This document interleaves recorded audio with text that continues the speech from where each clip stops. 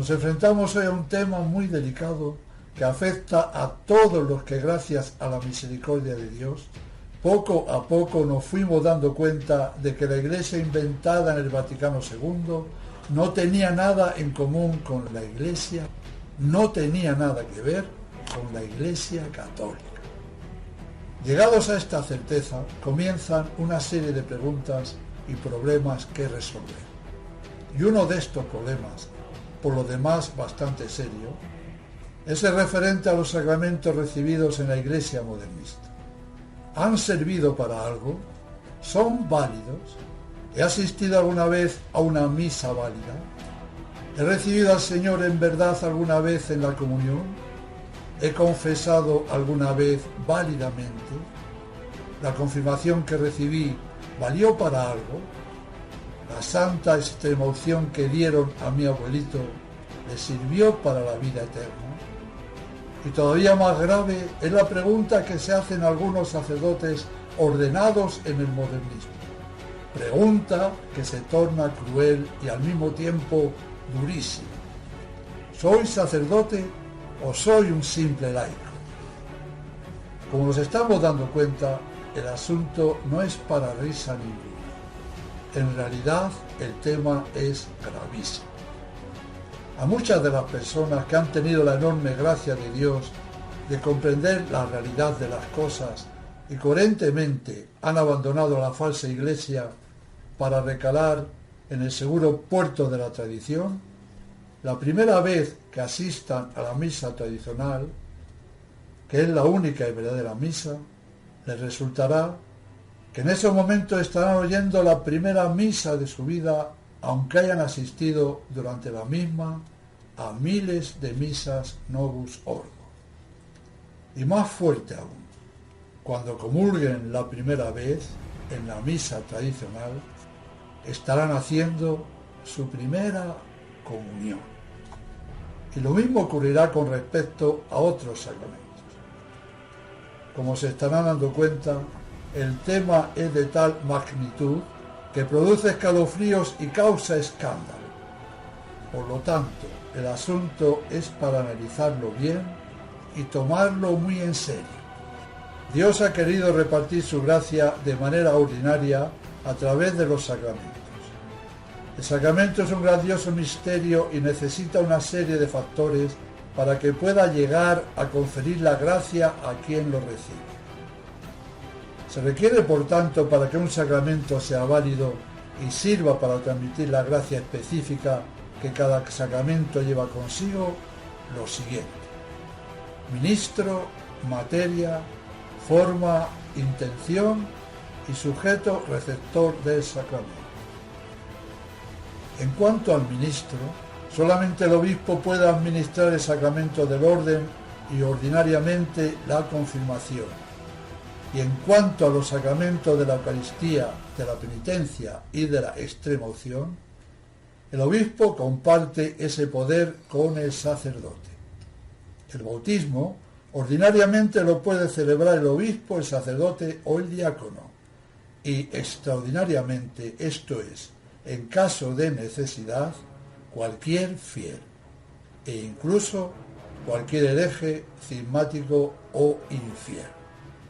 Por último, tenemos el sacramento del matrimonio, en el que los ministros son los propios contrayentes, eso sí, asistidos por un obispo, sacerdote o diácono.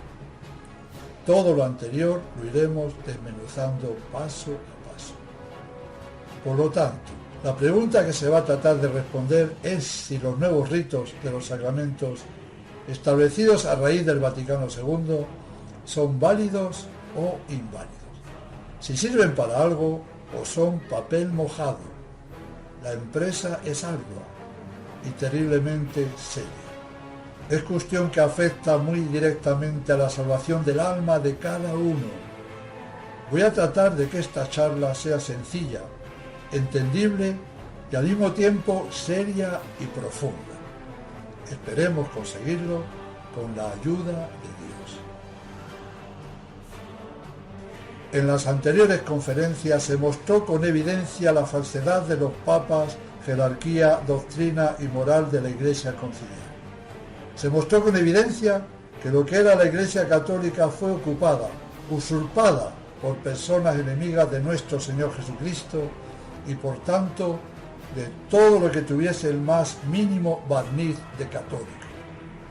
Les pido tomen fuerzas, pues el tema requiere mucha atención. La intención, no olvidemos a partir de ahora esta palabra, intención. La intención de los que llevaron a cabo el Vaticano II, en vez de intención a secas, diremos que la mala intención de todos esos modernistas fue la de innovar, renovar, reformarlo todo, no dejar títere con cabeza en las estructuras multiseculares de la Iglesia Católica. A estos herejes innovadores les corría gran prisa acabar con los santos sacramentos con los que la Iglesia se había nutrido siempre y por eso, atención al dato, el 29 de febrero de 1964, 3 meses antes de haberse aprobado la Constitución sobre la Sagrada Liturgia, ¿qué diligencia tenían los muchachos? Crearon un organismo cuyo secretario fue Bugnini, al que llamaron Consilium ad Exequendam Constitutionem de Sacra Liturgia, para que fueran trabajando sin descanso sobre los cambios en los ritos sacramentales. Y de esta manera fueron desmontando uno a uno los ritos tradicionales de la liturgia católica romana y fueron apareciendo escalonadamente los nuevos ritos postconciliares. Precisamente, el primer cambio en ser promulgado por Pablo VI en la Constitución Apostólica Pontificalis Romani fue el rito que atañe al sacramento del orden el 18 de junio de 1968, aunque su entrada en vigor fue el 6 de abril de 1969.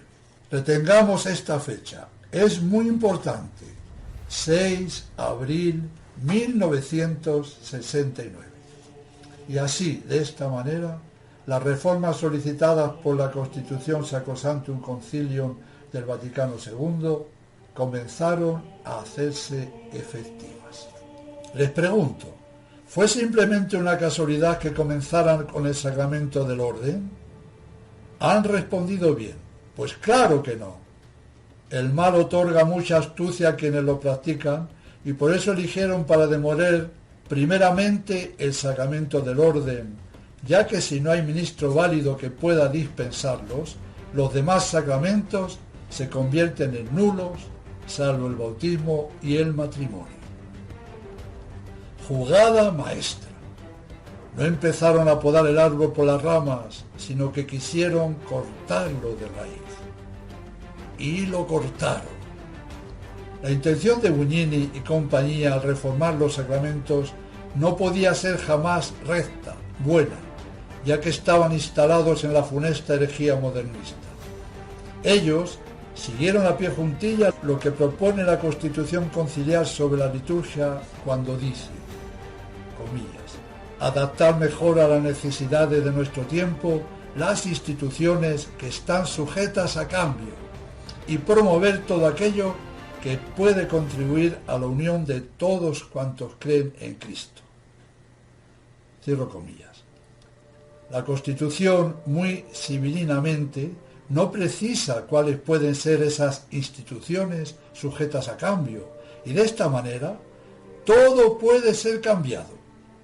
Apuntemos también que en la, entre comillas, reforma del sacramento del orden intervinieron también expertos, entre comillas, protestantes, que participaron plenamente en las discusiones sobre la renovación litúrgica. Los sacramentos son signos sensibles y eficaces de la gracia instituidos por Jesucristo para santificar nuestras almas y significan, por medio de cosas sensibles, la gracia divina que producen en nuestras almas. Son signos sensibles que significan y producen la gracia santificante en quien los recibe. Cada sacramento encierra en sí mismo un gran misterio, y consta de una cosa visible a la que llamamos materia y de unas palabras que dan significado a esa materia y que significan la gracia de cada sacramento, y a esas palabras las llamamos forma. Por ejemplo, en el bautismo, la materia es el agua que se arroja sobre la cabeza de un ser humano y la forma consiste en las palabras que al mismo tiempo son pronunciadas. Yo te bautizo en el nombre del Padre y del Hijo y del Espíritu Santo. Para que haya un verdadero sacramento, hace falta un ministro válido que utilice la materia y la forma correctamente con la intención de hacer lo que hace la Iglesia, es decir, con la intención de realizar lo que la Iglesia quiere que se haga en cada sacramento. De faltar alguno de estos 4 elementos, ministro, materia, forma e intención, a los que debemos añadir uno más, un sujeto, una persona capaz de recibir la gracia significada en el sacramento, de faltar alguno de estas 5 condiciones, el sacramento no se realizaría, sería totalmente inválido, nulo. No olvidar, ministro, materia, forma, intención del ministro de hacer lo que hace la Iglesia y sujeto válido. A partir de ahora, iremos aplicando todo lo anterior a cada uno de los 7 sacramentos y en esta charla comenzaremos por el sacramento del orden. Bien, en cada sacramento es la forma la que determina y especifica la materia. Por ejemplo, el arrojar un poco de agua sobre la cabeza de un niño en principio no especifica nada. Puede ser para lavarle la cabeza, para quitarle la fiebre o también para bautizarle. Son las palabras, es decir, la forma, la que indica el significado inequívoco de la gracia que cada sacramento otorga. Por eso, volviendo al bautismo, si a la acción de echar agua sobre la cabeza de un niño o de quien sea, se le unen las palabras de la forma, ese gesto de arrojar el agua queda especificado, determinado, explicado, sin posibilidad de error alguno. Es la forma, yo te bautizo, esto es mi cuerpo, quien determina, quien aclara inequívocamente el significado de la gracia que se transmite y se recibe en cada sacramento. Las formas de los sacramentos fueron instituidas por Cristo, unas in especie y otras in genere. En cuanto a las primeras, se trata de palabras dictadas por el mismo Cristo.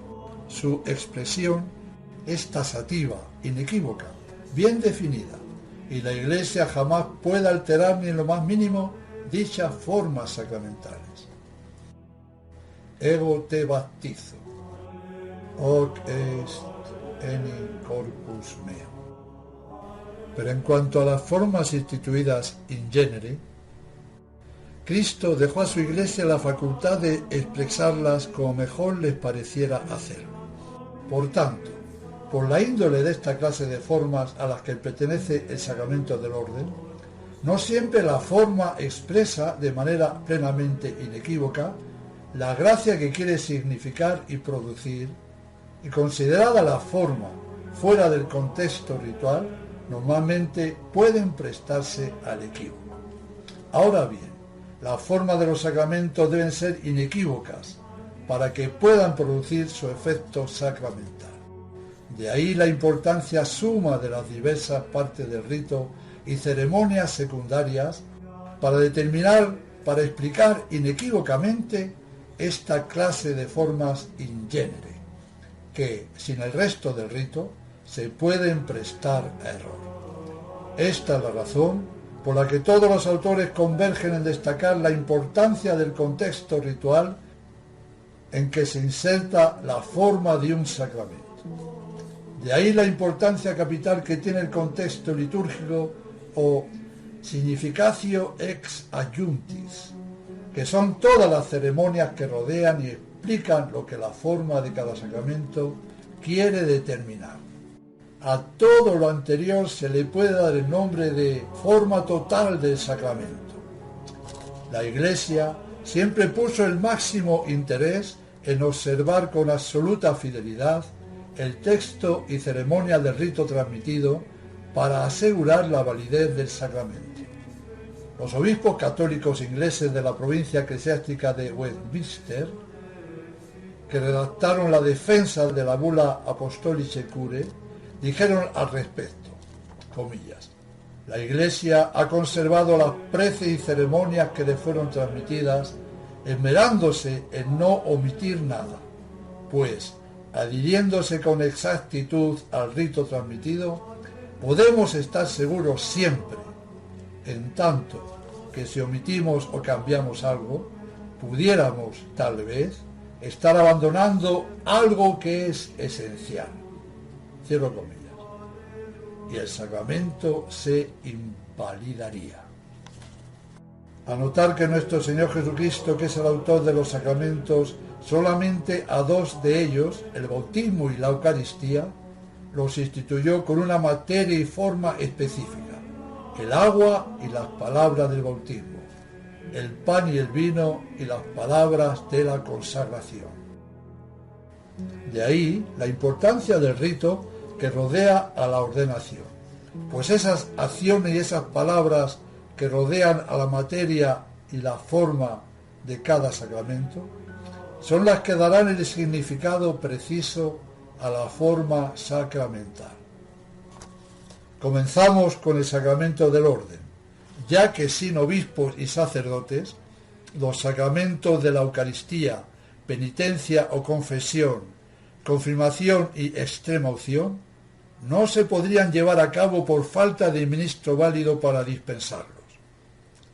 Vamos a dilucidar si el sacramento del orden inventado por la falsa Iglesia confiere la gracia o es totalmente nulo.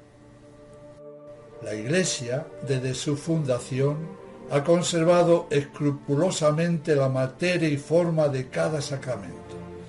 El 30 de noviembre de 1947, Pío XII publicó la Constitución Apostólica Sacramentum Ordinis, en la que declara, por virtud de su suprema autoridad, las palabras que son necesarias para que sea válida una ordenación sacerdotal.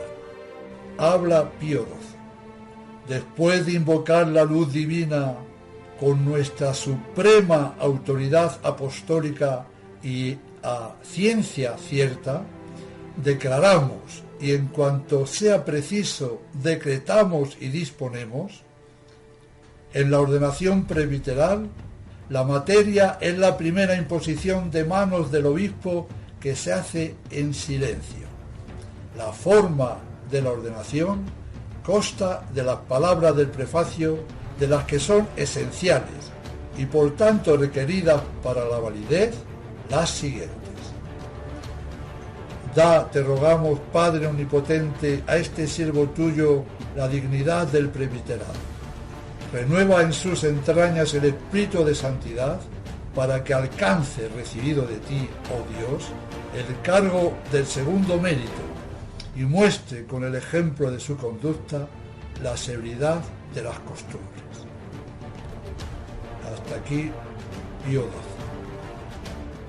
En cambio, la nueva forma de Pablo VI suprime la palabra latina ut, que significa ¿para qué? Esto puede parecer insignificante, pero en Sacramentum Ordinis, Pío XII declaró que esta palabra era esencial junto con las demás para la validez.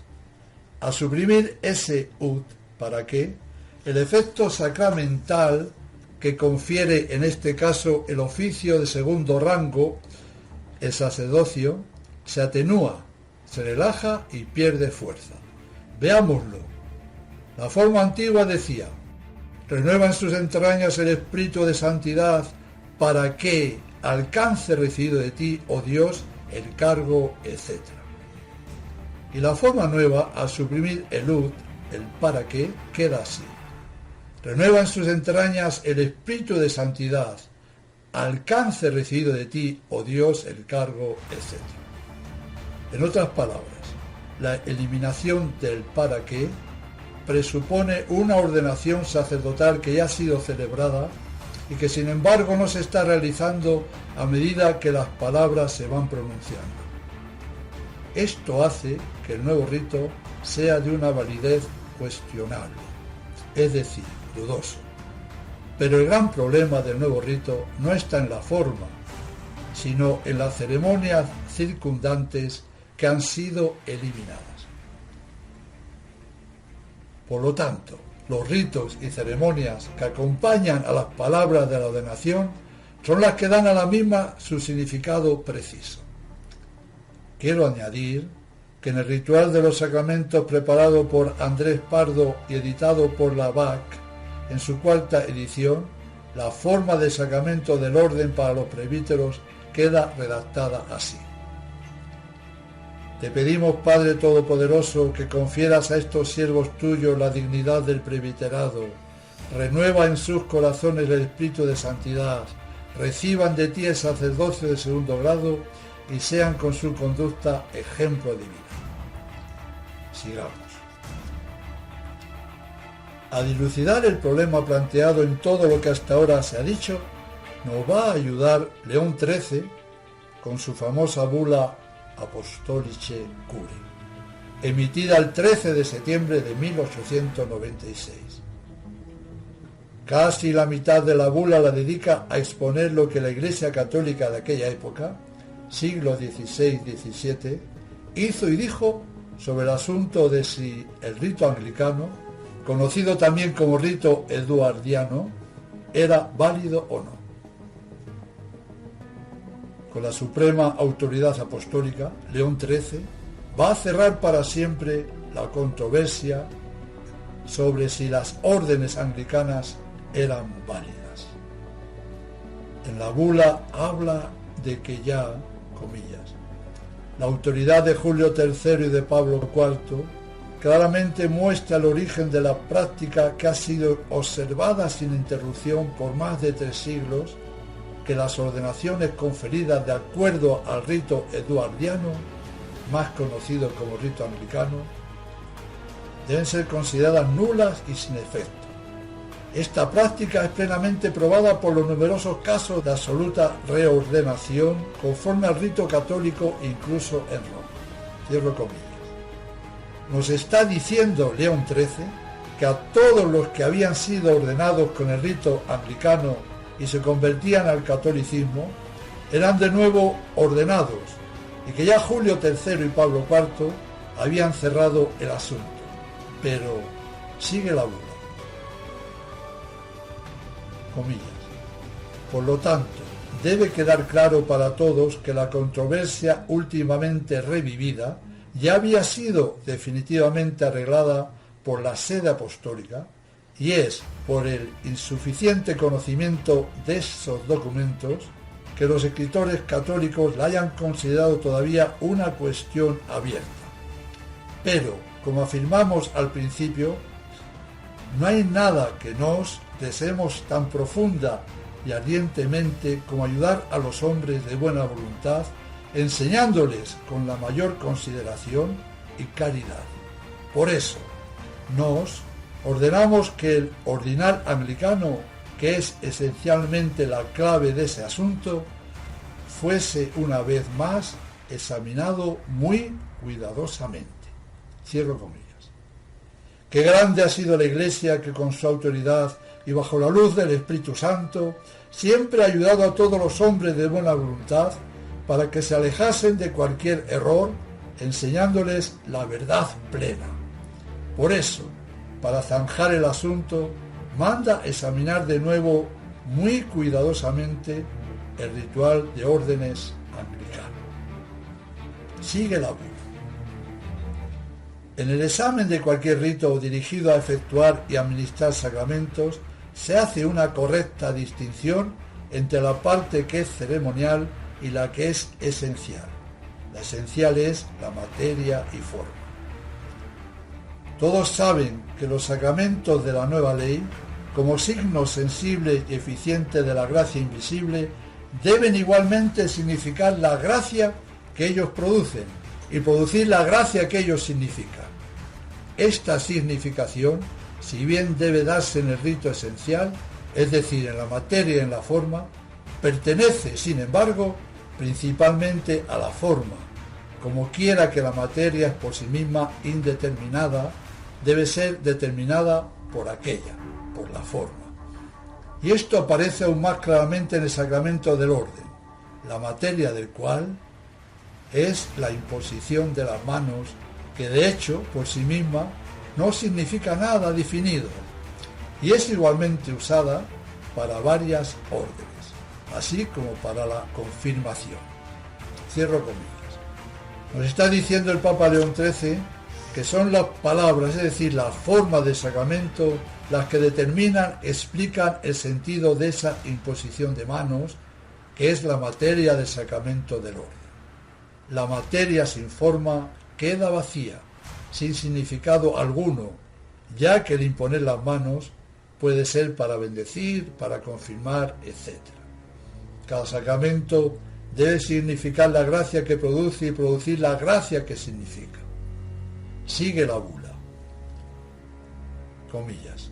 Ahora bien, las palabras que hasta época reciente eran comúnmente tenidas por los anglicanos como la forma apropiada para constituir la ordenación sacerdotal, a saber, recibe el Espíritu Santo, ciertamente no expresan en lo más mínimo la sagrada orden del sacerdocio ni su gracia y poder, que es principalmente el poder de consagrar y de ofrecer el verdadero cuerpo y sangre de Cristo. En ese sacrificio que no es mera conmemoración del sacrificio ofrecido en la cruz. Esta forma había sido de hecho aumentada con las palabras para el oficio y trabajo de sacerdote, etc. Pero esto más bien muestra que los anglicanos mismos percibían que la primera forma era defectuosa e inadecuada. Mas esta añadidura, si acaso hubiera podido dar a la forma su debida significación, fue introducida demasiado tarde, pasado ya un siglo desde la adopción del ordinal eduardiano, cuando, consiguientemente, extinguida la jerarquía, no había potestad alguna para ordenar. Cierro comillas. Los anglicanos se habían dado cuenta de que la forma que habían puesto en su ritual era defectuosa y añadieron algo que los subsanaba. Pero cuando hicieron esto ya habían pasado 100 años y por tanto habían perdido la sucesión apostólica y ya no podía servir para nada esa añadidura. Sigue León XIII, comillas. En vano ha habido esfuerzos para buscar la validez de las órdenes anglicanas en las otras oraciones del mismo ordinal. Que sirva a todas este argumento. De ellas, de las oraciones, ha sido deliberadamente eliminado todo lo que expresa la dignidad y el oficio del sacerdocio en el rito católico. Esa forma, consecuentemente, no puede ser considerada apta o suficiente para el sacramento, ya que omite lo que debería esencialmente significar. Lo mismo se aplica correctamente a las consagraciones episcopales. Para la fórmula recibe el Espíritu Santo, no solo fueron las palabras para el oficio y trabajo de un obispo, etc., añadidas en un periodo posterior, pero incluso esto, como ahora expondremos, debe ser entendido en un sentido diferente que el que tiene en el rito católico. Ni vale para nada citar la oración del prefacio Omnipotens Deus, dado que de la misma manera ella ha sido despojada de las palabras que denotan el summum sacerdocium, es decir, la plenitud del sacerdocio, que es lo que ostenta el obispo. De ahí resulta que, al ser totalmente arrojado del rito anglicano el sacramento del orden y el verdadero sacerdocio de Cristo, sacerdote sacrificador, y dado que el sacerdocio de ninguna manera es conferido verdadera y válidamente, por la misma razón, el episcopado de ninguna manera se puede conferir válidamente, tanto más que entre los primeros oficios del episcopado está el de ordenar ministros para la Santa Eucaristía y el sacrificio. Para el completo y preciso entendimiento del ordinal anglicano, aparte de lo que hemos señalado de algunas de sus partes, no hay nada más pertinente que considerar cuidadosamente las circunstancias bajo la cual fue compuesto y públicamente autorizado. Sería tedioso entrar en detalles y no es necesario hacerlo, ya que la historia de los tiempos muestra claramente el ánimo de los autores del ordinal contra la Iglesia Católica. También nos muestra cómo se asociaron con los instigadores de las sectas heterodoxas, así como del fin que ellos tenían en mente. Siendo plenamente consciente de la necesaria conexión entre fe y culto, entre la ley de creer y la ley de orar, bajo pretexto de retornar a una forma más primitiva, ellos corrompieron el orden litúrgico en muchas maneras para adaptarse a los errores de los reformadores. Por esta razón, en el ordinal entero no solo no hay una clara mención al sacrificio, a la consagración, al sacerdocio y al poder de consagrar y ofrecer el sacrificio, sino que, como hemos expresado, toda traza de estas cosas que había en las oraciones del rito católico fueron eliminadas y tachadas. Con este defecto inherente en la forma se junta el defecto de intención, que es igualmente esencial al sacramento. La Iglesia no juzga acerca de la mente y la intención en cuanto es algo interno por naturaleza, pero en tanto que es manifestado externamente, ella está obligada a juzgar. Una persona que ha usado correctamente y seriamente la requerida materia y forma para producir y conferir el sacramento, se presume por esa misma razón haber intentado hacer lo que la Iglesia hace. En este principio descansa la doctrina de que un sacramento es verdaderamente conferido por un ministro, aunque éste sea hereje o no bautizado, siempre que el rito católico sea empleado. Por otro lado, si el rito es cambiado con la manifiesta intención de introducir otro rito no aprobado por la Iglesia y de rechazar lo que la Iglesia hace y que por la institución de Cristo pertenece a la naturaleza del sacramento, entonces es claro que no sólo está la necesaria intención ausente en el sacramento, sino que la intención es contraria y destruye el sacramento. Cierro comillas. Hasta aquí León XIII. Quiero aclarar que una persona no bautizada solo podrá conferir el sacramento del bautismo, pero no los demás sacramentos. León XIII nos sigue diciendo que si un ministro válido, en este caso un obispo, utiliza el rito católico para conferir el sacramento del orden, empleando la materia y la forma correctas, nos estará indicando que dicho ministro ha tenido la intención de hacer lo que hace la Iglesia. Ya dijimos que para que un sacramento sea válido hace falta ministro válido. Para el sacramento del orden sacerdotal el ministro debe ser obispo.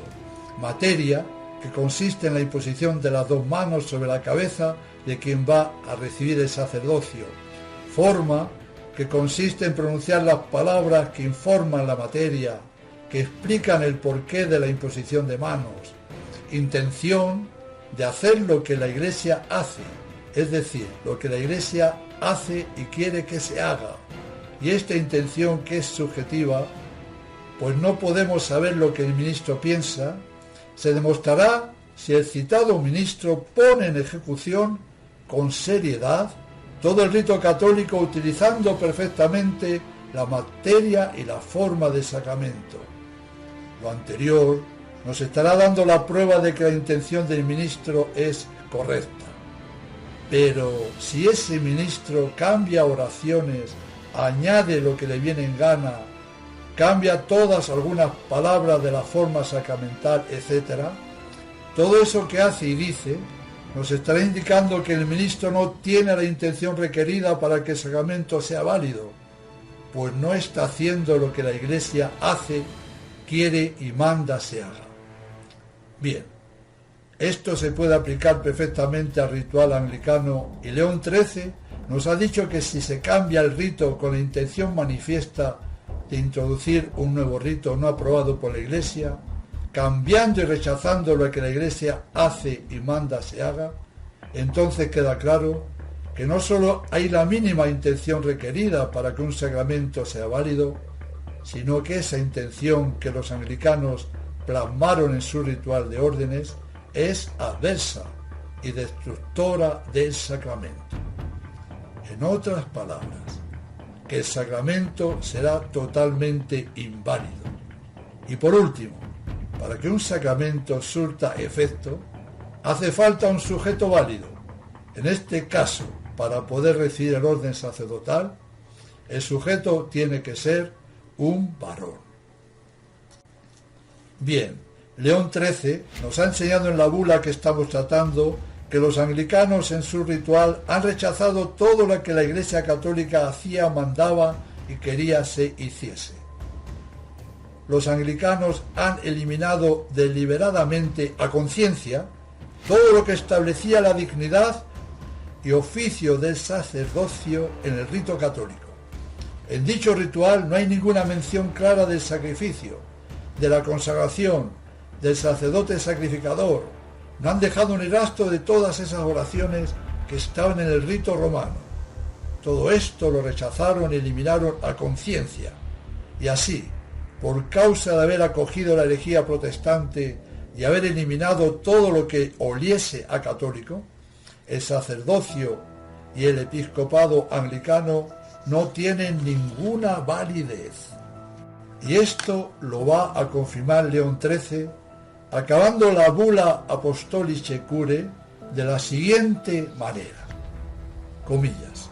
Entonces, considerando que este tema, aunque ya decidido por los anteriores papas, había sido puesto de nuevo a discusión por ciertas personas y que a partir de ahí podría haberse fomentado un pernicioso error en la mente de aquellos que podrían suponerse a sí mismos poseedores del sacramento y los efectos de las órdenes, que de ninguna manera podrían poseerlos, nos pareció bueno pronunciar en el nombre del Señor nuestro juicio.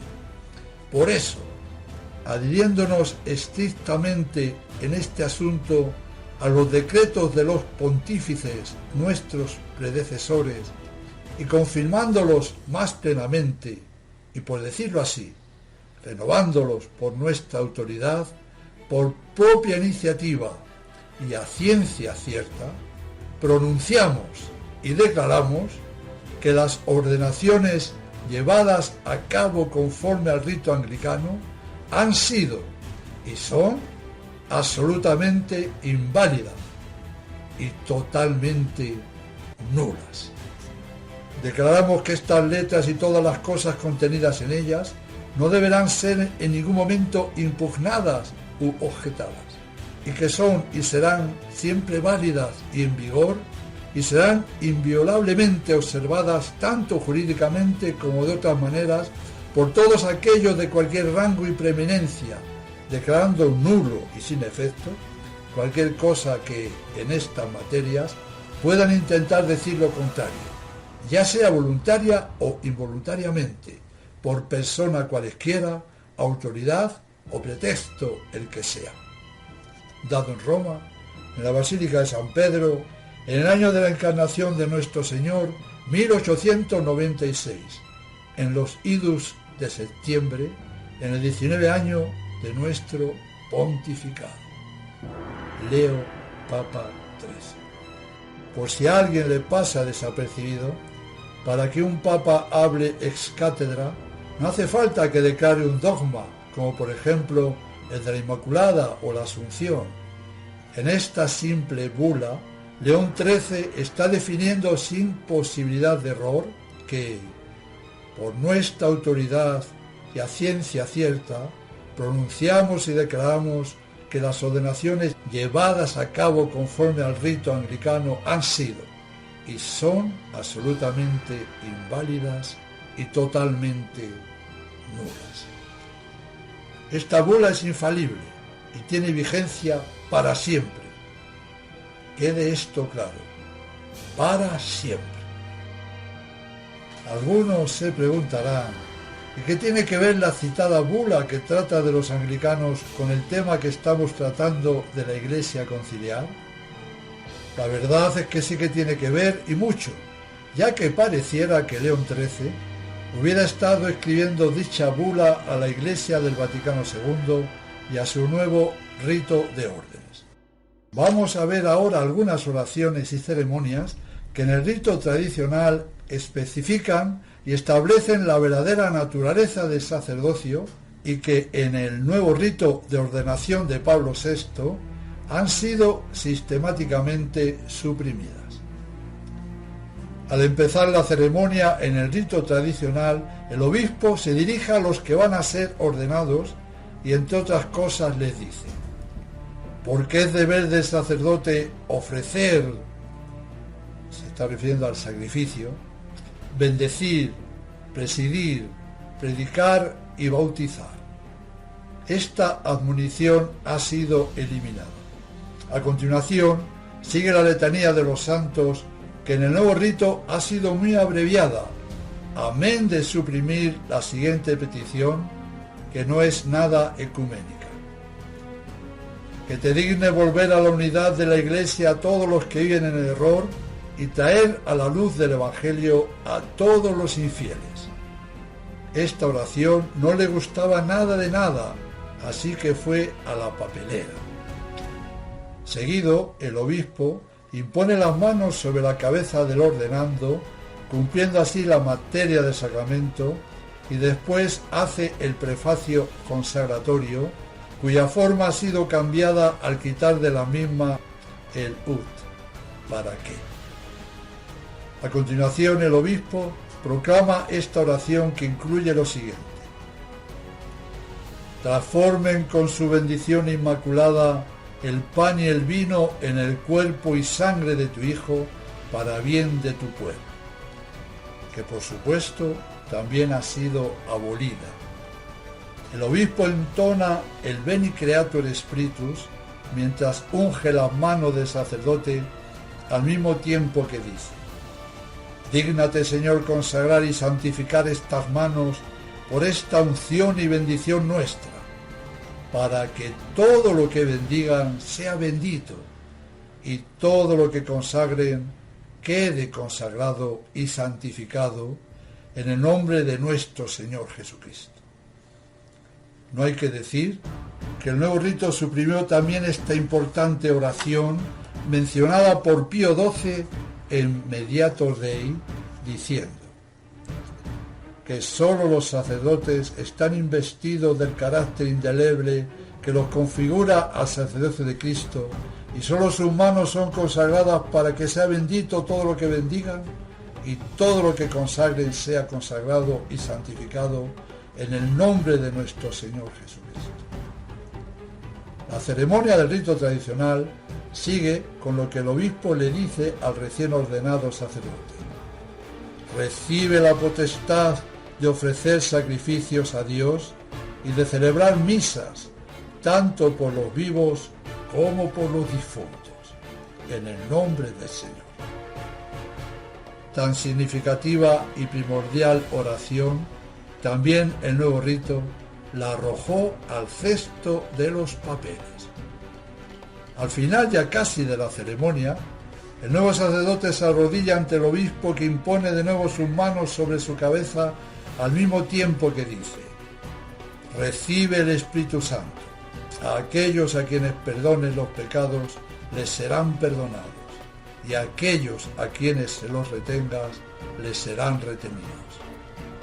Una ceremonia más y una oración más extirpada por Montini, que la sustituyó por lo siguiente: recibe la ofrenda del pueblo santo para presentarla a Dios. ¡Qué diferencia! Asimismo, fue anulada la munición final que dice: debido a que el cargo que habéis de administrar es muy delicado, os amonesto que antes de que os acerquéis al altar a celebrar la misa, aprendáis con suma diligencia de otros sacerdotes doctos y experimentados el orden de todo ello y la consagración, fracción y comunión de la víctima. Fueron suprimiendo y suprimiendo hasta llegar a suprimir también la bendición final, que decía así: la bendición de Dios Todopoderoso descienda sobre vosotros para que seáis colmados de bendiciones en el orden sacerdotal y ofrezcáis sacrificios propiciatorios por los pecados y las ofensas del pueblo a Dios omnipotente, a quien sea el honor y la gloria por todos los siglos de los siglos. Después de la bendición, el obispo les dice a los nuevos sacerdotes que digan 3 misas, una del Espíritu Santo, otra de la bienaventurada siempre Virgen María y la tercera por las almas de los fieles difuntos. De esto, por supuesto, no dejaron nada de nada. Hemos comprobado que en el nuevo rito de Montini se han eliminado todas las oraciones que declaraban que la misión esencial del sacerdote es ofrecer el sacrificio propiciatorio por los vivos y por los difuntos. Esto es lo que prácticamente hicieron los anglicanos al componer su nuevo ritual de órdenes. Ellos quisieron exterminar en su nuevo rito todo aquello que pudiera indicar algo sobre el sacrificio, sobre el sacerdote sacrificador. Por lo tanto, podemos afirmar que el rito anglicano y el rito montiniano son, pero que muy similares. Parecería que los dos ritos los ha redactado el mismo personaje. Y en realidad es así. Pues ese mismo personaje que estaba detrás de los dos ordos es el astuto y malévolo diablo. El inglés Michael Davis estudió seriamente el asunto que estamos tratando y es una autoridad y un referente en el tema. Michael, con su obra El orden de Melquisedec, quería demostrar que el nuevo rito de órdenes era válido, pero a fuerza de ser honesto no pudo demostrarlo. Veamos las conclusiones a las que llegó. Dice Michael Davis, comillas, en el nuevo rito de ordenación no hay ninguna oración que deje claro que la esencia del sacerdocio católico es la investidura de poderes para ofrecer el sacrificio de la misa y de absolver los pecados, y que el sacramento imprime un carácter que diferencia a un sacerdote de un lego, no solo en grado, sino en esencia. No hay en todo el ritual de Pablo VI ni una palabra que sea incompatible con la creencia protestante. Cierro comillas. Lógico, pues Montini era mucho más protestante que los mismos protestantes. Sigue diciendo Michael que si, comillas, el rito nuevo se llegase a declarar válido, se estaría de este modo negando lo que la Bula Apostolicae Curae afirma, que si el nuevo rito despojado de toda oración preceptiva, que significa el poder esencial del sacerdote, fuera válido, no habría ninguna razón para negar que también el rito anglicano fuera asimismo válido. Cierro comillas. Es un argumento muy serio el que esgrime Michael, ya que son tan parecidos los dos rituales, el anglicano y el nuevo católico, entre comillas, nacido del Vaticano II, que si se declara que el uno es válido, no se puede decir lo contrario del otro, y viceversa. Sería una gran incoherencia decir que el anglicano es inválido y el montiniano es válido. Y en este caso tenemos que recurrir a argumentos de autoridad para dilucidar la controversia. Y este argumento de autoridad lo tenemos en la bula de León XIII, por la que infaliblemente sabemos que el ritual anglicano es totalmente inválido, totalmente nulo, y por lo mismo su hermano, digamos gemelo, el ritual de órdenes de Pablo VI, también lo es. Es clarísima la respuesta y no admite objeción alguna. Dejemos ahora a Michael Davis despejar aún más el asunto. Comillas. Sobre el nuevo ritual católico me gustaría citar un pasaje de Apostolicae Curae y preguntar a cualquier lector que me demuestre cómo las palabras que el Papa León XIII escribió sobre el rito de Cranmer, el rito anglicano, no puedan ser aplicables al nuevo rito de órdenes católicos. Las diferencias entre el rito católico de 1968 y del nuevo ritual anglicano son tan mínimas que es difícil creer que no están dirigidas para el mismo propósito. Cuando los cambios se consideran en conjunto, parece imposible creer que cualquier católico íntegro pueda negar que no sea evidente y alarmante el paralelo con la reforma de Cranmer. Los protestantes del siglo XVI cambiaron el pontifical tradicional porque ellos rechazaban la doctrina católica del sacerdocio. El arzobispo Bugnini y su concilio cambió de tal manera el pontifical romano que hace que parezca que hay poca o ninguna diferencia entre católicos y protestantes. Cierro comillas. Hay que resaltar la honestidad de Michael Davis, pues a pesar de que su intención era demostrar que el rito nuevo era válido, ante la evidencia innegable, tuvo, como acabamos de ver, que afirmar lo contrario, aunque él lo intenta arreglar a la desesperada, diciendo que como Pablo VI es Papa, el Espíritu Santo no permitiría que la autoridad suprema promulgara un rito sacramental inválido. Aquí Michael cae en el gravísimo error de afirmar que es Papa y que al mismo tiempo pueda decir todo lo contrario de los demás papas, y en este caso de la bula dogmática de León XIII. ¿Es que el Espíritu Santo que según Michael dirigía a Montini para que no pudiera hacer un rito inválido, es el mismo Espíritu Santo que dirigía a León XIII para proclamar que ese rito es inválido? Pues claro que no. Dios Espíritu Santo no puede tener dos discursos. Un discurso sería toda la tradición de la Iglesia hasta el Vaticano II, y otro discurso totalmente diferente sería desde el Vaticano II hasta hoy. Y eso no puede ser, pues existe el principio de no contradicción y el sentido común. A lo largo de toda la esencial conferencia se ha hablado largo y tendido sobre el asunto, al que quiero añadir lo siguiente. ¿No suena a blasfemia decir que hoy el Espíritu Santo nos enseña una verdad infaliblemente revelada, que tiene valor eterno, y mañana ese mismo Espíritu Santo nos dice totalmente todo lo contrario sobre esa verdad? Esto no puede ser de recibo. Esto es terrible.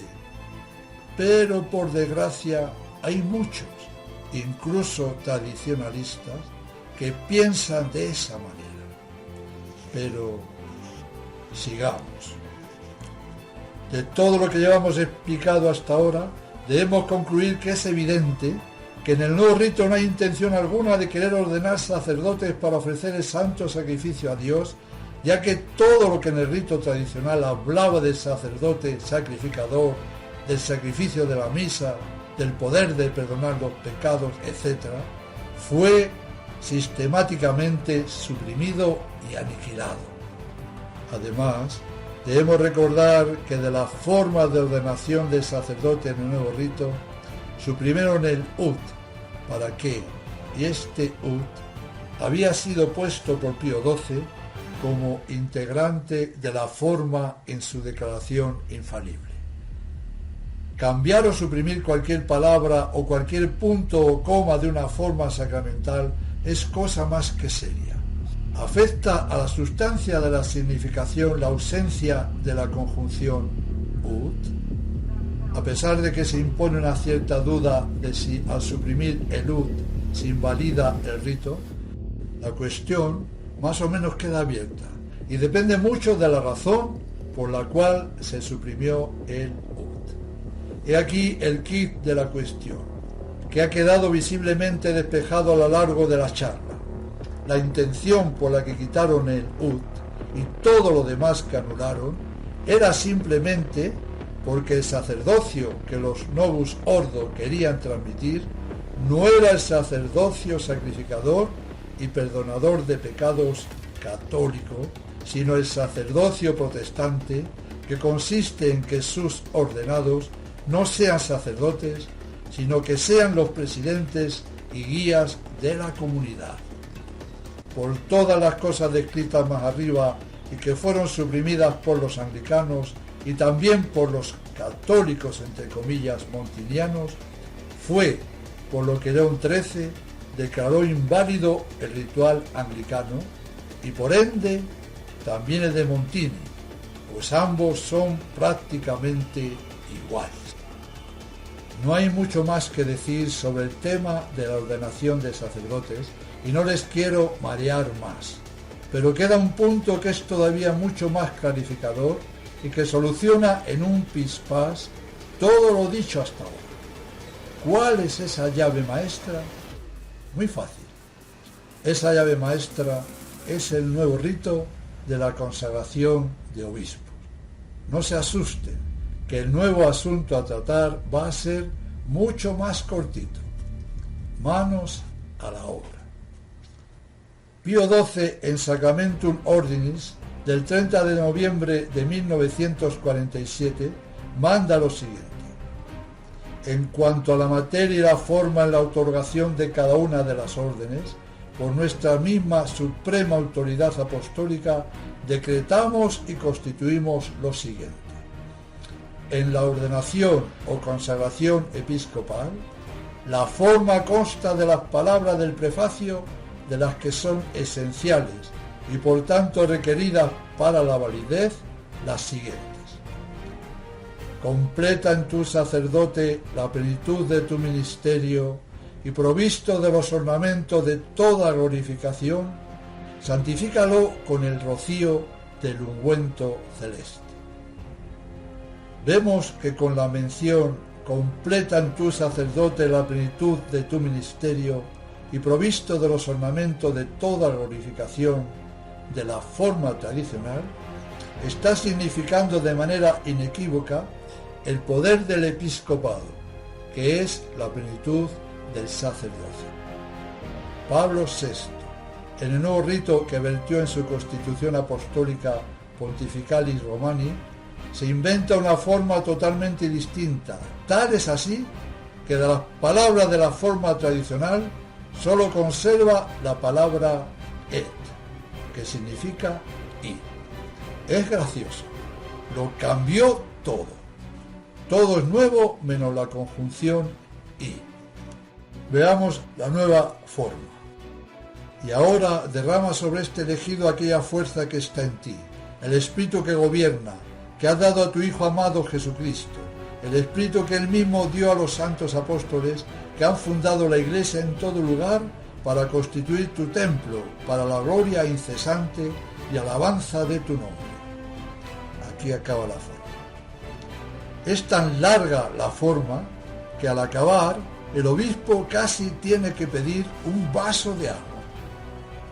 Esta forma es pura algarabía. Ya se ha dicho que las formas en general suelen prestarse a la ambigüedad, por lo que es necesario que en el contexto ritual quede bien precisado su sentido para que produzca su efecto sacramental. La forma modernista casi triplica en el número de palabras a la tradicional. Esta contiene 16 palabras, aquella 43.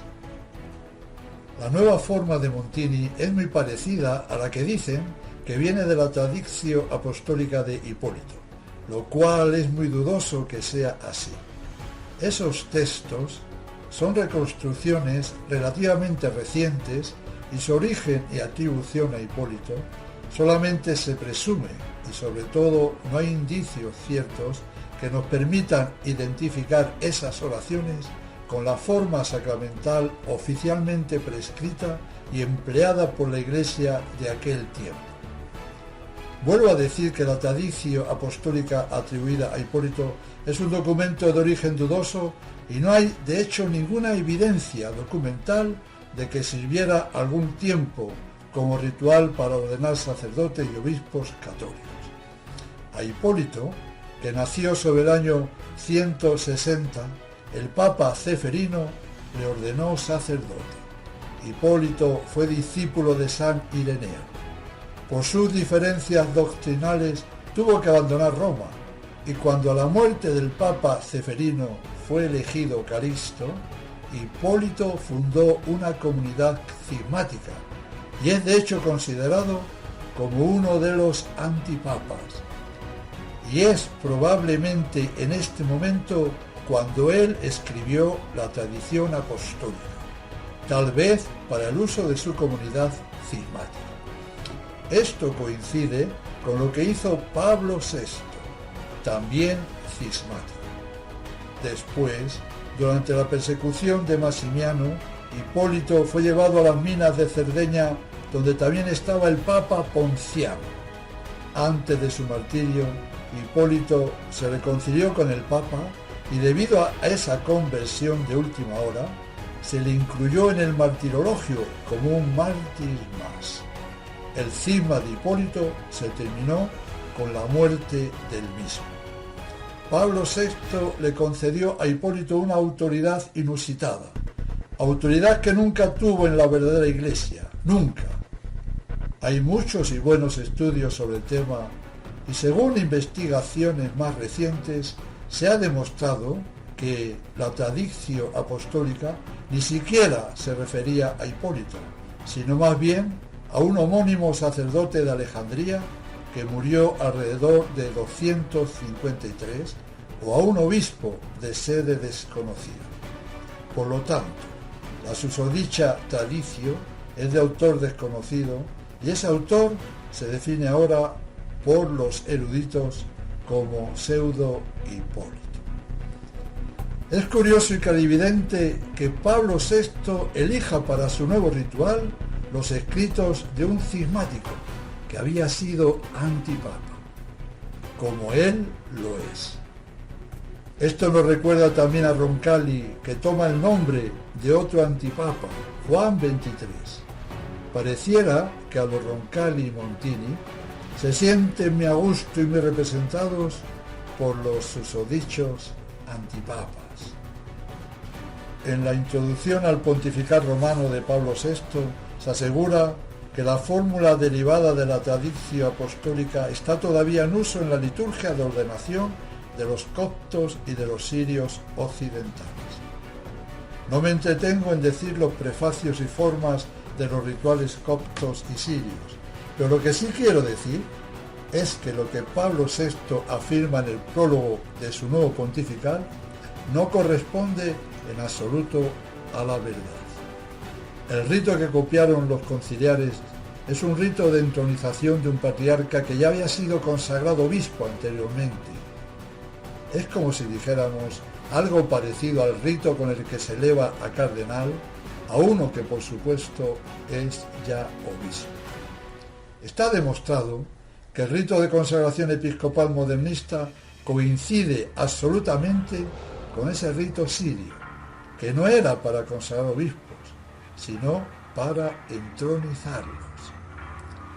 Además, esa nueva forma consagratoria lleva consigo una herejía. Veamos. Juan Pablo II, en su encíclica publicada en mayo de 1986, Dominum et Vivificantem, profesa la herejía de la cristología según el Espíritu. Dice en el número 17 de esa encíclica: conviene subrayar aquí claramente que el Espíritu del Señor que se posa sobre el futuro Mesías es ante todo un don de Dios para la persona de aquel siervo del Señor.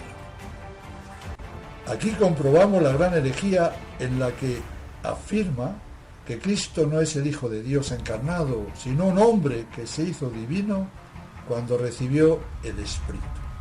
No, Jesús no recibió el Espíritu como don, sino que Jesús, por la encarnación, es la segunda persona de la Santísima Trinidad y del Padre y del Hijo procede el Espíritu Santo. Además, Jesús, desde su encarnación, siempre fue Mesías, y no como dice Karol Wojtyła, que el Espíritu del Señor se posa sobre el futuro Mesías. Terrible. Sabemos y bien que el Espíritu Santo no es de ninguna manera un regalo o don de Dios a la persona del Mesías, porque ésta es a través de la unión hipostática la segunda persona de la Santísima Trinidad, de la que procede el Espíritu Santo. El Espíritu Santo procede del Padre y del Hijo por igual. De esta manera, la modernista forma de consagración episcopal cae en ese tremendo error al afirmar que el Espíritu Principalis que has dado a tu Hijo amado Jesucristo, el Espíritu que Él mismo dio a los santos apóstoles, etc. Aquí vemos que el Espíritu aparece como un don a Cristo, que no lo poseía antes. Como nos damos cuenta, el asunto es fuerte. Comprobamos que Montini lleva a cabo un cambio sustancial en la forma del orden episcopal que había sido prescrito por Pío XII, reemplazando todas las palabras que el Papa Pacelli había decretado como necesarias para la validez y que expresaban de manera inequívoca el efecto sacramental que quieren producir, esto es, el poder de la plenitud del sacerdocio.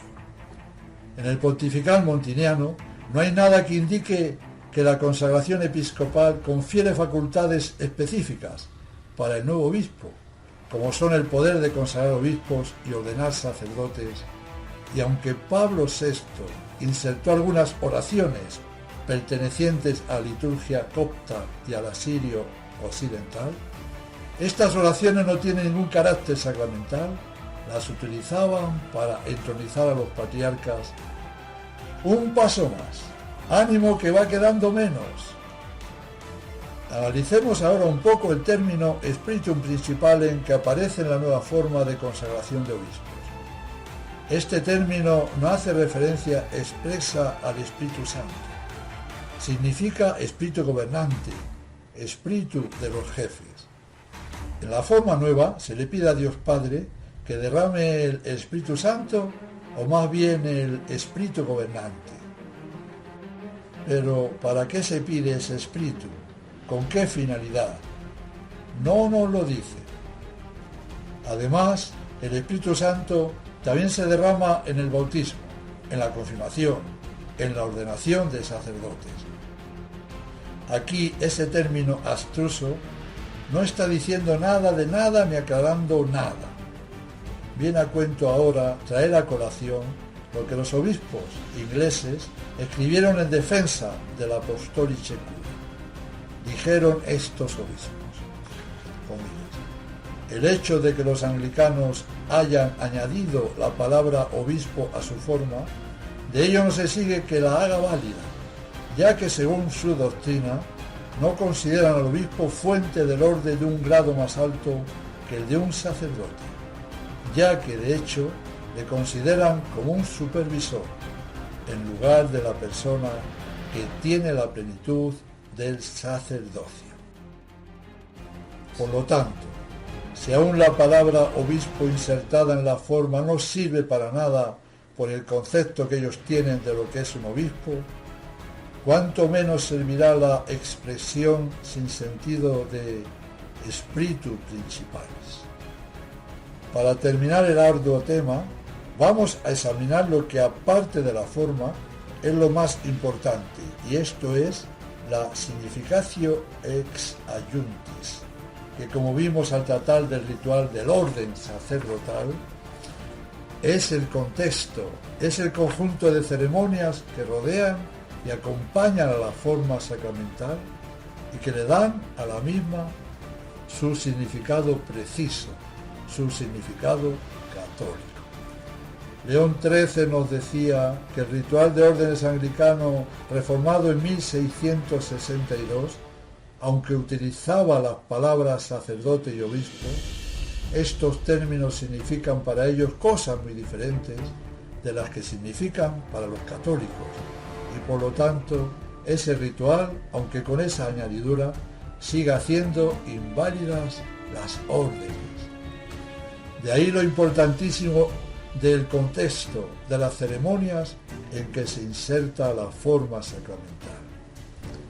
León XIII decía que los anglicanos de su pontifical, de su ritual, habían eliminado toda mención clara sobre el sacrificio, sobre la consagración, es decir, del poder que tiene un obispo para consagrar otros obispos, sobre el poder del sacerdote para consagrar y ofrecer el sacrificio, etc. Ya que los protestantes no creen en todo eso. Y ahora vamos a ver cómo los montinianos han hecho lo mismo, pues ellos tampoco creen. Es más, una forma sacramental válida situada en un ritual no católico no hace válido el sacramento. Esto quiere decir que aunque la forma nueva fuera totalmente correcta, al estar insertada en un ritual no católico, como es el de Pablo VI, no sería válida. Vamos a ver un poco esto. Del nuevo ritual pontifical de obispos se suprimió. En la ceremonia tradicional, el elegido para obispo, de rodillas delante del consagrante principal, pronuncia con las manos colocadas sobre los evangelios una forma larga de juramento. Promete a Dios de promover los derechos, honores, privilegios de la autoridad de la Santa Iglesia Romana, de cumplir con todas sus fuerzas y hacer cumplir a los demás las leyes de los santos padres, los decretos y ordenanzas y las reservas y los mandatos apostólicos, de combatir y procesar de acuerdo con su poder los herejes, cismáticos y rebeldes contra el Santo Padre, el Papa y sus sucesores. Este juramento se ha eliminado. Combatir y procesar a herejes, cismáticos, etc. Pobre Montini si no borra esto. Después viene el examen del candidato que comienza así. La antigua doctrina de los santos padres enseña y ordena que quien es elegido para el episcopado se examine en primer lugar cuidadosamente, con toda la claridad, sobre su fe por la Santísima Trinidad. En el nuevo rito el examen es muy rápido y las preguntas para confirmar los distintos artículos del credo se han eliminado, amén de cuando le pedían al nuevo obispo de anatematizar todas las herejías que se puedan levantar en contra de esta Santa Iglesia Católica. Esta función, que es una de las principales del obispo, les horroriza a los herejes modernistas y ecumenistas y por lo tanto lo eliminaron rápido.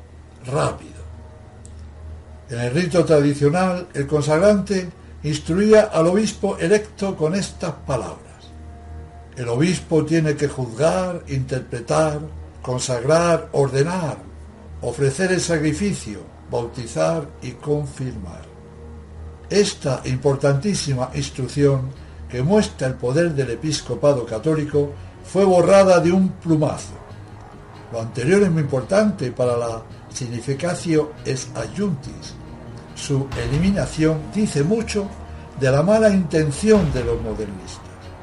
En ninguna parte del nuevo rito se mencionan las funciones del obispo, de juzgar, atar y desatar, de consagrar otros obispos, de ordenar sacerdotes, de confirmar. Entre las funciones enumeradas se señala con detalle las diferencias específicas de ese plus de potestad sobre las del sacerdote. Y ese más que el obispo posee es el poder que tiene de transmitir las sagradas órdenes del sacerdocio y además el poder de asegurar la sucesión apostólica, consagrando nuevos obispos. Esto es cuando dice consagrar y ordenar, así como ser el ministro ordinario de la confirmación. Todo esto que explica la potestad exclusiva del sumo sacerdocio que la ostenta el obispo ha sido abolido. Citando a León XIII, comillas, se ha eliminado deliberadamente todo lo que en el rito católico designaba con toda claridad la dignidad y funciones específicas del obispo. En el rito tradicional, después de la oración del prefacio de consagración, las funciones del obispo eran otra vez repetidas. Darle, Señor, las llaves del reino de los cielos. porque todo lo que Él unirá en la tierra esté atado igualmente en el cielo, y lo que en la tierra Él desate, así sea también en el cielo. Que los pecados que Él retenga, se retengan, y perdonad, oh Señor, los pecados que Él perdonará. Que Él no haga de las tinieblas luz, como ha ocurrido desde el Vaticano II, o de la luz tinieblas. Que no llame al mal bien y al bien mal, como hace toda la Iglesia conciliar. Establecerle, Señor, en la silla episcopal para dirigir vuestra Iglesia y los fieles que se le han dado. Cierro comillas. No hay que decir que todo lo anterior también fue aniquilado. Además, se han acortado muchísimo y se han cambiado todas las letanías de los santos. Se han suprimido muchas de las oraciones y ceremonias de la unción con el Santo Crisma. Se ha eliminado la oración propia de la bendición del báculo pastoral. Se han suprimido las oraciones de la bendición e imposición de la mitra. Se han eliminado las oraciones para la bendición e imposición de los guantes episcopales.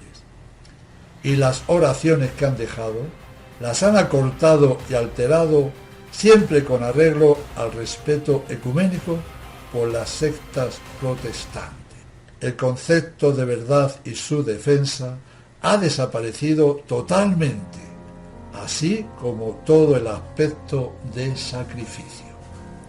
Aparte de lo anterior, Pablo VI también abolió el subdiaconado y algunas órdenes menores, al igual que hicieron los anglicanos. Pablo VI impuso con su autoridad apostólica el nuevo ritual para que fuera firme y efectivo desde ese momento y en el futuro. Vamos a ir recapitulando.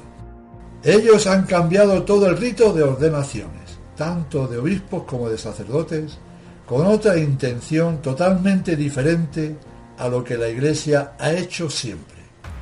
Santo Tomás en la Suma Teológica dice: la intención es esencial para el sacramento. Por tanto, si se intentase con una adición o sustracción realizar un rito distinto al reconocido por la Iglesia, parece que el sacramento no es válido, pues no parece tener la intención de hacer lo que hace la Iglesia. Hasta aquí Santo Tomás. Una forma sacramental que no exprese lo que se supone debe lograr es definitivamente inválida. Y además, el problema no está solo en la forma. El problema mayor está en el rito completo, en toda la ceremonia de ordenación.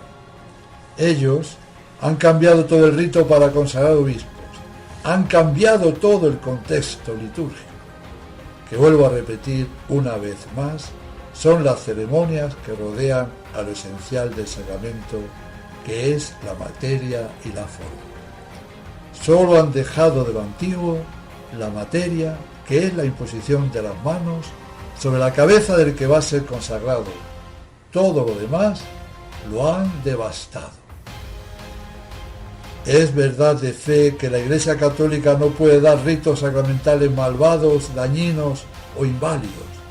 Tal idea contradice la promesa de la infalibilidad e indefectibilidad dada por nuestro Señor. Esto es una prueba más de que Montini fue un usurpador. Escuchemos al Concilio de Trento.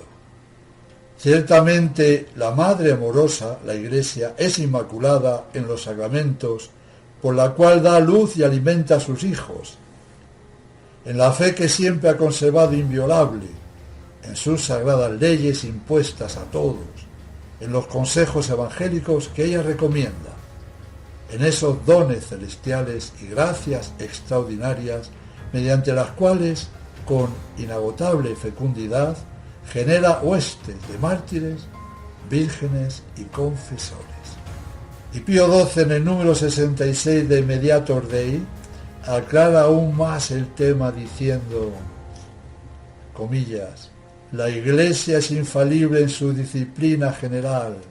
Por el término general se entienden las leyes y prácticas que pertenecen al ordenamiento externo de toda la Iglesia. Tales cosas serían aquellas que se refieren a la adoración externa, como la liturgia y las rúbricas, o la administración de los sacramentos. Si ella, la Iglesia, pudiera prescribir, ordenar o tolerar en su disciplina algo en contra de la fe y la moral, o algo que resultara en detrimento de la Iglesia o en daño de los fieles, se apartaría de su misión divina, lo cual es imposible. Cierro comillas. Repito lo dicho, lo cual es imposible. Intentemos aplicar esto a la Iglesia conciliar y nos daremos cuenta rápidamente que se llega al absurdo, pues esa Iglesia ha convertido algunos sacramentos en veneno, lo cual es imposible pudiera hacer la Iglesia católica. Luego, esto es innegable y es una prueba más de que esa Iglesia es falsa hasta la médula, ya que la Iglesia fundada por Cristo no puede dar a sus fieles jamás ponzoña, como lo ha hecho y sigue haciendo la Iglesia del Vaticano II. El sacramento del orden, sobre todo el episcopal, es inválido por defecto de forma e intención, como León XIII aplicó al ritual anglicano, que es muy similar al montiniano. De ahí se deduce que la Iglesia conciliar no está en mejor situación que la anglicana u otras ramas protestantes que comparten su suerte. La Iglesia conciliar no es más que una rama muerta, mejor dicho, más que muerta, es un cadáver que apesta horriblemente. Michael Davis, que quería a toda costa defender la validez de las órdenes modernistas, después de analizar hasta el extremo el rito de ordenación sacerdotal, tuvo que llegar a la conclusión de que si el rito anglicano era inválido, como lo declara infaliblemente León XIII, el montiniano asimismo lo tiene que ser igual. Para decir que era válido tuvo que acudir al argumento de autoridad, pues se agarraba a una verdad al decir que un ritual promulgado y aprobado por la sede apostólica tiene que ser ciertamente válido. Y esto es así, pero aprobado por la sede apostólica y no por herejes y cismáticos usurpadores modernistas. Además, esto es ilógico, por los que afirman que Montini no podía crear un sacramentario inválido, pues para eso era el Papa. Al mismo tiempo, sin dudarlo mucho, afirman también que ese mismo Papa legítimo puede promulgar canonizaciones inválidas y promover herejías. Esto es una burrada en el campo de la teología católica y nos hace ver que el modernismo, la nueva teología, está bien afincada en muchos miembros del campo tradicionalista. Michael Davis no se atrevió después de su fiasco a estudiar la validez de la consagración episcopal, pues sabía que no podía defender esa consagración. Si del sacerdocio llegó a decir que no valía, imaginemos lo que habría dicho de la consagración episcopal. Es importante saber que también son inválidas las ordenaciones sacerdotales y consagraciones episcopales que hacen los obispos modernistas, aunque las hagan con el rito tradicional, ya que ellos no son obispos válidos.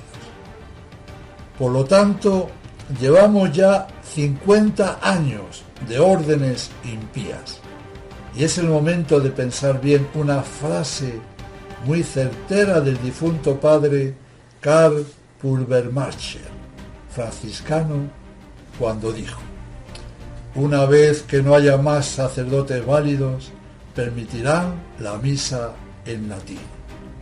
Y así fue. Es tremendo y horroroso. Sin obispos, que son el primer eslabón de la estructura eclesial, se acaba la apostolicidad de la Iglesia. Se terminan los sacerdotes, desaparecen los sacramentos, todo se acaba. la fuente de la sucesión apostólica en la Iglesia conciliar se ha secado totalmente. Y si una fuente se seca, se secan también los arroyos que de la misma dimanan. Y al final, todo se convierte en un inmenso erial. Hoy solo hace falta abrir los ojos y verlo. Es crucial saber que el nuevo rito de las Sagradas Órdenes fue aprobado el 18 de junio de 1968, aunque su entrada en vigor fue el 6 de abril de 1969.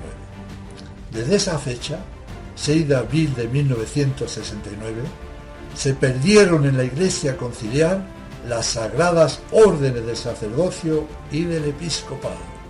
Es decir, se perdió la sucesión apostólica y el sacerdocio.